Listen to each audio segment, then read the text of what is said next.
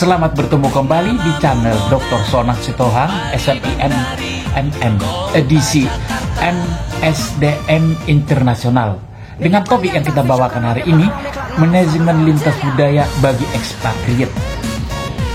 Namun saudara-saudara, sebelum mulai pembahasannya, jangan lupa tekan tombol subscribe dan aktifkan notifikasi dan lonceng agar Anda tidak ketinggalan informasi berikutnya. Saudara-saudara sekalian, latar belakang. Dalam era globalisasi dewasa ini, persaingan dunia bisnis semakin tajam demi mempertahankan eksistensi usaha, baik usaha yang beroperasi di lingkungan domestik maupun lintas negara. Dalam prakteknya, setiap negara memiliki berbagai karakteristik budaya yang unik yang dapat menjadi pendorong atau sebaliknya.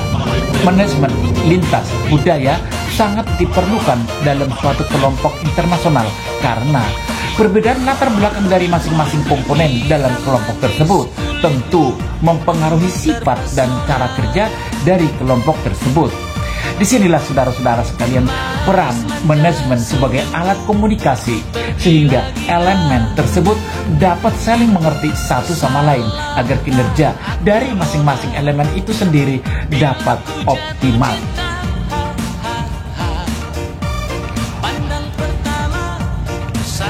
Di dunia bisnis sumber daya manusia, ya, atau pelaku, ya, dan bisnis sumber keunggulan bersaing atau competitive advantage.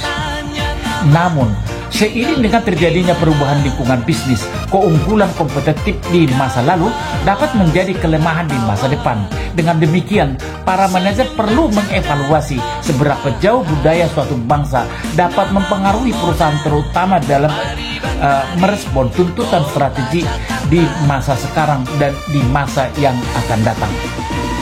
Saudara-saudara sekalian, membahas tentang eksistensi bisnis lintas negara tidak terlepas daripada aktor pelaksana di setiap sendi-sendi usaha yang bersangkutan, yaitu para ekspatriat. Sebagaimana kita ketahui bahwa suatu organisasi yang bergerak di dalam bisnis lintas negara biasanya menggunakan para tenaga kerja, yaitu ekspatriat dari berbagai belahan dunia dengan masing-masing karakteristik budaya yang beragam. Oleh sebab itu, para ekspatriat yang berlatar belakang budaya yang berbeda tersebut perlu ditata kelola melalui penetapan suatu visi maupun misi agar program-program yang dibuat oleh pemilik perusahaan dapat dilaksanakan para pekerja, yaitu ekspatriat, meski berlatar belakang budaya yang berbeda. Namun dalam mencapai visi dan misi perusahaan, segenap ekspatriat harus memiliki persepsi yang sama dan bersatu menuju pada pencapaian sasaran organisasi. Saudara-saudara sekalian, oleh sebab itu tata kelola manajemen lintas budaya sangat diperlukan. Manajemen lintas budaya dapat membantu para manajer untuk memahami bagaimana lingkungan kelompok ekspatriat yang terdiri dari berbagai latar belakang budaya yang berbeda dan tentunya dapat disinkronkan sesuai dengan budaya organisasi agar dapat menunjang kinerja dari elemen dalam kelompok tersebut. Saudara-saudara, mari kita lihat apa itu manajemen lintas budaya. Adalah ilmu yang mempelajari bagaimana budaya nasional mempengaruhi praktek manajemen, mengidentifikasi persamaan dan perbedaan lintas budaya dalam praktek manajemen dan berbagai konteks organisasi, serta meningkatkan efektivitas dalam manajemen global. Tidak dapat dipungkiri tentunya ada elemen-elemen di dalam organisasi atau perusahaan itu sendiri yang terdiri dari berbagai macam negara, suku, bangsa, adat, istiadat, agama, dan watak. Oleh sebab itu tentunya dalam mengelola perusahaan atau organisasi tersebut dibutuhkan sistem untuk mengatur agar profesionalitas dapat tetap terjaga. Kita ambil contoh apabila dalam suatu kelompok yang terdiri dari berbagai macam sudut pandang terjadi suatu perselisihan, maka disinilah manajemen lintas budaya ini akan digunakan. Memahami manajemen lintas budaya, cross culture understanding, adalah juga ilmu yang mempelajari tentang keragaman budaya yang ada di dunia, sekaligus dampak budaya tersebut terhadap kelangsungan masyarakat sosial dalam lingkup budaya tertentu. Budaya disebut sebagai sekumpulan asumsi dasar solusi bersama atas masalah-masalah universal yang berkenaan dengan adaptasi eksternal atau bagaimana bisa bertahan, dan integritas internal, bagaimana bisa tetap bersatu, yang telah berkembang dari waktu ke waktu dan diturunkan dari satu generasi ke generasi berikutnya. Ini dikatakan oleh Shane tahun 1985. Budaya mencerminkan sekumpulan nilai dan cara berperilaku yang saling terkait satu dengan yang lain serta bersifat umum dalam suatu komunikasi. Selain itu, budaya juga dapat menyebarkan serta bersifat kompleks, sebagaimana diutarakan oleh Dr. Hayes tahun 1992, bahwa dalam definisi budaya dapat terkandung nilai-nilai umum, kepercayaan umum, sikap dan perilaku umum, norma-norma umum, heros, moral, simbol, kebiasaan, ritual, perayaan, asumsi-asumsi, persepsi, etika, dan lain-lain. Dalam budaya terkandung nilai-nilai yang sering kali dikenal sebagai budaya makro, seperti budaya orang Amerika, Indonesia, Jepang, dan lain-lain. Kebudayaan adalah norma-norma perilaku yang dalam waktu dan tempat tertentu disepakati oleh sekelompok orang untuk bertahan hidup dan berada bersama. Ini hasil penelitian Ismawi F. dan Harris P.R. tahun 1990 . Berbagai ungkapan yang muncul dalam pikiran ketika kata kebudayaan dipergunakan: bahasa, komunikasi nonverbal, orientasi ruang dan waktu, sistem agama dan kepercayaan, pola pikir, gambaran diri, seperangkat nilai, kebudayaan material, dan estetika. Saudara-saudara sekalian, budaya sebagai sumber keunggulan bersaing. Budaya mempengaruhi perilaku, di mana budaya itu sendiri mendorong kembali manifestasi dari budaya. Ini hasil penelitian Peter dan Olson tahun 1998. Perilaku yang dimiliki oleh seseorang, individu ekspatriat, mungkin dipandang dan ditiru atau ditolak oleh individu yang lain. Hal tersebut kemudian menjadi norma-norma perilaku grup dan diidentifikasikan sebagai bagian dari budaya yang diperlihatkan di dalam populasi.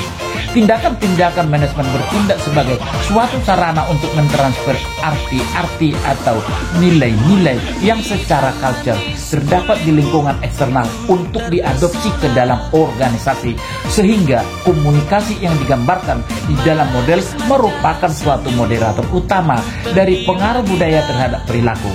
Kebanyakan riset-riset yang ada juga menyimpulkan pentingnya komunikasi untuk menyampaikan budaya yang ada di dalam satu kelompok atau grup.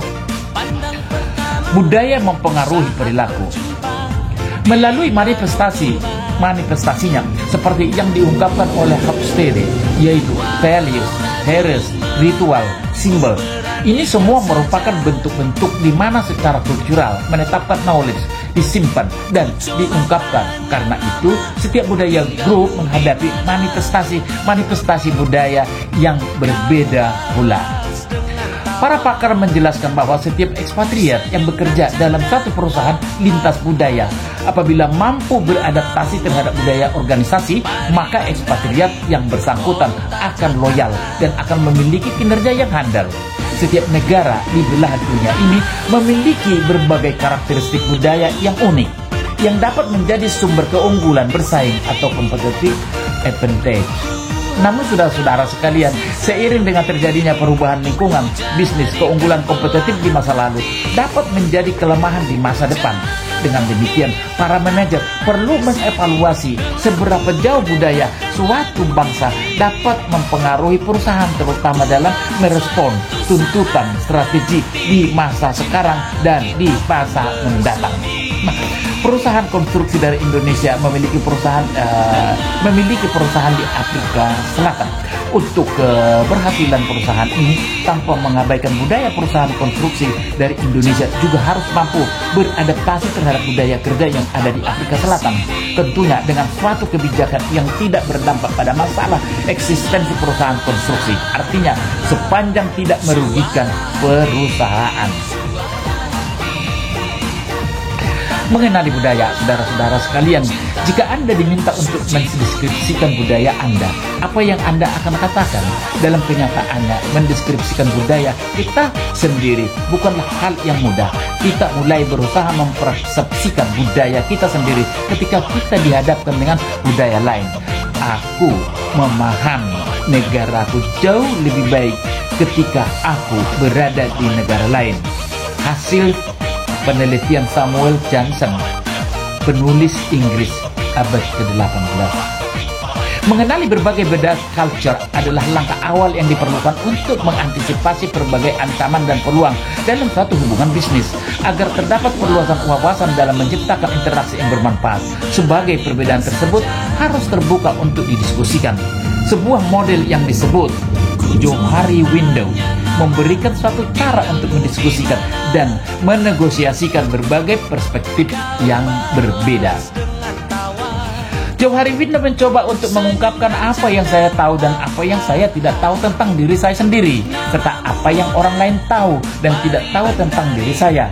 Melalui self-inflection dan umpan balik, kita dapat menjadi lebih menyadari blind spot potensial dalam memahami diri kita sendiri dan bagaimana orang lain memandang diri kita, yang mana hal-hal tersebut dapat mempengaruhi efektivitas interaksi kita dengan orang lain. Nah, saudara-saudara sekalian, lintas budaya terjadi ketika manusia dengan budayanya berhubungan dengan manusia lain dari budaya yang berbeda, berinteraksi, saling mempengaruhi, memberikan dampak positif dan negatif.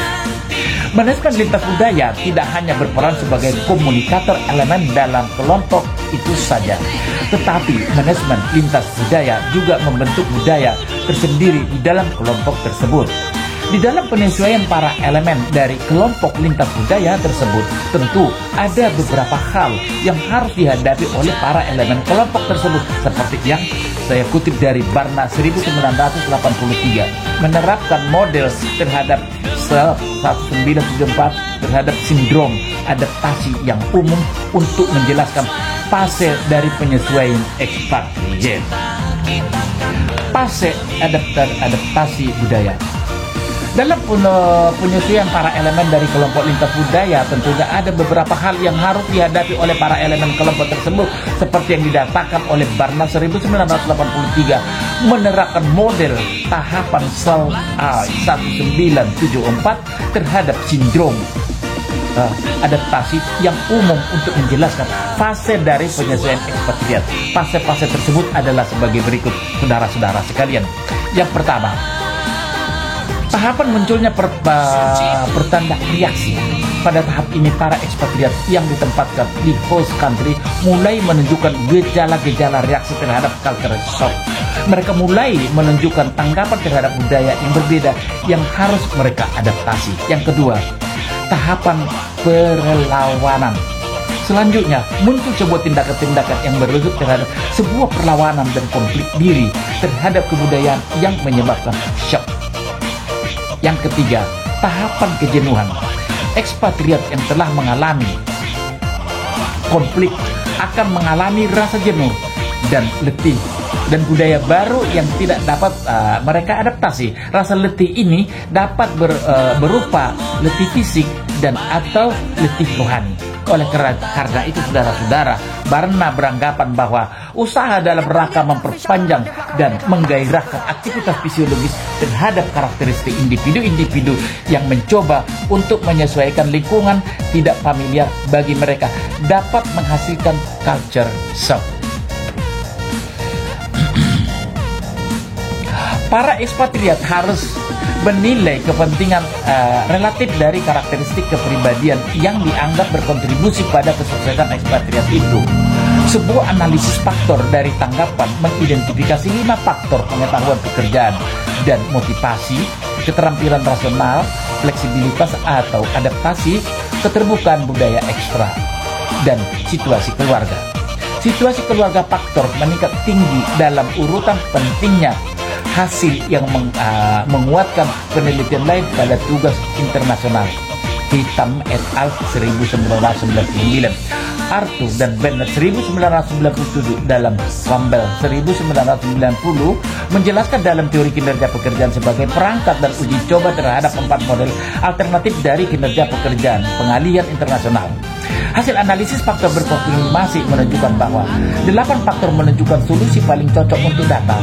Faktor-faktor yang berlabel fleksibilitas, situasi keluarga, manajemen atau administrasi, integritas usaha, toleransi, lintas wisata budaya, dan keterbukaan. Namun saudara-saudara sekalian, ya, sebaliknya, hasil studi oleh Parker dan McAvoy 1997 menunjukkan bahwa penyesuaian kerja yang di luar negeri terutama dipengaruhi oleh variabel organisasi atau kompensasi dan peluang karir. Sedangkan penyesuaian kehidupan secara umum terutama adalah fungsi dari faktor individu, organisasi, dan lingkungan dengan menggunakan data 169 expatriate. Hitam dan Grigers 1991 juga meneliti hubungan antara pekerjaan individu, organisasi, dan non-kerja prediktor dan 3 aspek penyesuaian lintas budaya. Orang dan situasi, ya, karakteristik tampaknya menunjukkan pola hubungan yang kompleks dengan dimensi penyesuaian lintas budaya. Karl 1998 mengeksplorasi strategi mengatasi dari 120 ekspatriat Jerman yang ditugaskan ke Jepang dan Amerika Serikat. Hasil penelitian menunjukkan bahwa kedua negara berbeda-beda dalam masalah dan konflik mereka hadir untuk ekspatriat. Setiap kelas dari suatu stres memperluas satu set khusus untuk mengatasi kegiatan yang dapat dikaitkan dengan ciri-ciri kepribadian seperti kebutuhan untuk belajar, extraversion, dan empati. Bagaimanapun, karakteristik kepribadian dari ekspatriat yang sukses di berbagai negara dan dengan pekerjaan yang berbeda menunjukkan varian kecil suatu menemukan bahwa mendukung gagasan dari jenis luar negeri umum. Saudara-saudara sekalian, dimensi budaya, kita telah berbicara dengan budaya. Hofstede paling tidak terdapat, menurut Hofstede paling tidak terdapat 6 dimensi budaya, yaitu sebagai berikut. Yang pertama, ketimpangan, ya, jarak kekuasaan lama atau cepat. 2, kebutuhan akan rasa aman, penghindran ketidakpastian, kuat atau lemah. 3, hubungan dengan orang lain, individualisme atau kolektivitas. 4, peran emosional, gender, ya, maskulinitas atau femininitas, cakrawala waktu, orientasi jangka panjang atau pendek, individualisme vs kolektivisme. Nah,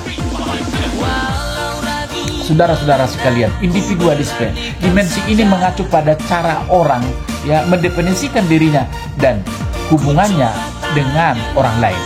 Masyarakat yang ikutan antara individunya longgar. Semua orang diharapkan menjaga diri sendiri dan keluarga terdekat. Kepentingan individu lebih diutamakan daripada kepentingan kelompok. Budaya individualis menekankan pengarahan diri sendiri, pencapaian diri sendiri, dan integrasi yang longgar. Dalam budaya individualis di tempat kerja, hubungan majikan karyawan cenderung harus ditetapkan berdasarkan kontrak, keputusan perekrutan, dan promosi berdasarkan pada keterampilan dan peraturan. Kolektivisme. Kepentingan kelompok lebih diutamakan daripada kepentingan individu. Orang-orang diintegrasikan ke dalam kelompok yang kuat dan kohesif yang terus melindungi sepanjang hidup dengan imbalan kesetiaan yang tidak perlu dipertanyakan lagi. Budaya kolektivis terintegrasi erat. Nah, dalam budaya kolektivis, hubungan majikan karyawan dilihat dari segi moral, seperti hubungan keluarga dan keputusan perekrutan dan promosi mempertimbangkan kelompok ekspatriat. Selanjutnya, Hofstede mengungkapkan beberapa hubungan dengan dimensi ini yang meliputi kekayaan, geografis, angka kelahiran, dan sejarah. geografis itu menyangkut negara-negara dengan iklim sedang dan dingin, cenderung lebih menunjukkan individualisme. Angka kelahiran di negara-negara dengan angka kelahiran tinggi cenderung bersifat kolektivitas. Nah, sejarah negara-negara Konfusianisme bersifat kolektivitas atau kolektivis, ya. Migran dari Eropa yang menetap di Amerika Utara, Australia, dan Selandia Baru cenderung cukup individualis untuk meninggalkan negara asalnya. Saudara-saudara sekalian, kesimpulan yang pertama, manajemen lintas budaya dapat membantu organisasi memahami bagaimana lingkungan kelompok ekspatriat yang terdiri dari berbagai latar belakang, adat istiadat atau budaya, dan tentunya dapat menunjang kinerja dari elemen dalam kelompok tersebut. Kesimpulan yang kedua, dengan memahami masing-masing latar belakang budaya dari para ekspatriat dalam suatu perusahaan internasional, maka dalam menempatkan para ekspatriat akan lebih efektif. Yang ketiga, melalui tata kelola budaya lintas negara akan dapat direncanakan program pembinaan yang akan dilakukan bagi para ekspatriat yang bekerja di perusahaan. Dan yang terakhir, melalui tata kelola lintas budaya, perusahaan akan dapat terhindar dari pemborosan waktu dan rendahnya tingkat produktivitas kerja ekspatriat. Dengan demikian, kinerja baik secara individu maupun kelompok ekspatriat akan dapat ditingkatkan. Saudara-saudara sekalian, demikian materi manajemen lintas budaya bagi ekspatriat yang dapat saya sampaikan. Apabila ada yang kurang jelas, dapat menghubungi saya pada channel ini untuk kita diskusikan. Sampai bertemu pada edisi berikutnya dengan topik yang berbeda. Terima kasih.